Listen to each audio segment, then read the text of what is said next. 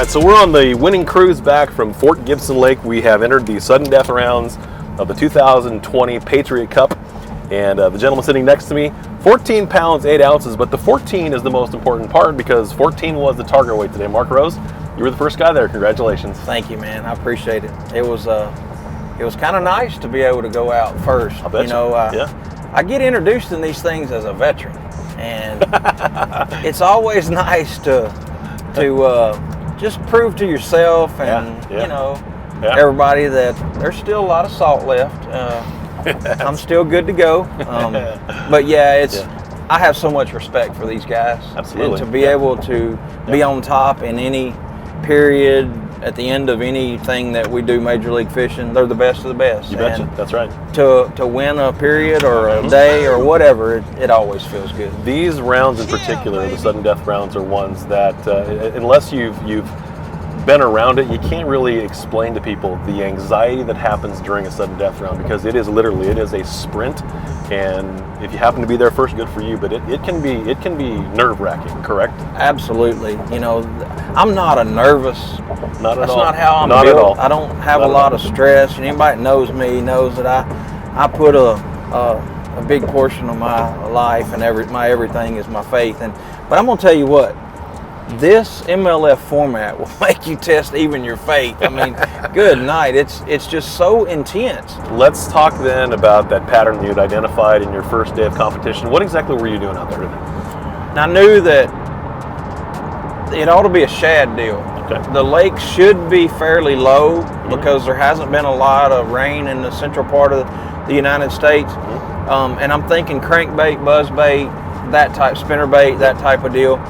But then when we showed up at Fort Gibson, for whatever reason, I don't even know the dynamic that goes into whether it be they did get a little rain in that area or something was released from up above and let a lot of water in it, but it was high. Right. And when I saw it high, I knew then that green bushes, things like that should come into play because every time this time of year, the shad starts suspended. They migrate around. It's like a early fall deal. And when it's like that, they get around those green, lively bushes. And I started, once I figured out that the buzzbait, spinnerbait, crankbait deal was not happening, I started flipping those green bushes. And I caught a fish fairly quick in trying that. And when I tried it and got bit pretty quick, immediately I just put all my focus into that basket and just from there on, everything just flowed. I started fishing not only green bushes, but cover that was in the right depth. And that was the one thing that I feel like, if we do go back to Fort Gibson, I feel like I'm fairly dialed in on the depth of the fish and where the cover needs to be. It doesn't necessarily have to be green bushes now. I figured out that it's a 3 to 5 foot deal right on the little drop. All right, Mark, so you were actually kind enough to bring some of your gear with you today as well. Let's talk about this rod you got sitting here. Yeah, this is actually a rod, Joel, that I helped design for Lew's.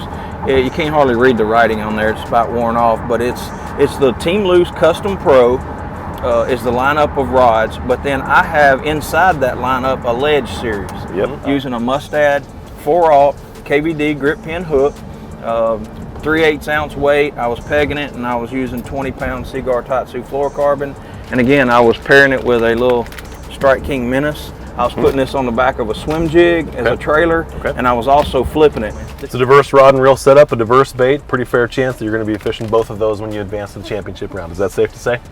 I'm going to give it all I got to fish this right here. Now, if we go somewhere new, I may be throwing a hula popper before it's over, but anywhere's possible with Major League Fishing, man. We may go anywhere, but yeah, I'm going to have that on first. Thank the good Lord, we're going on to championship round in the first ever Patriot Cup. Yes, Major League Fishing, baby. I love it.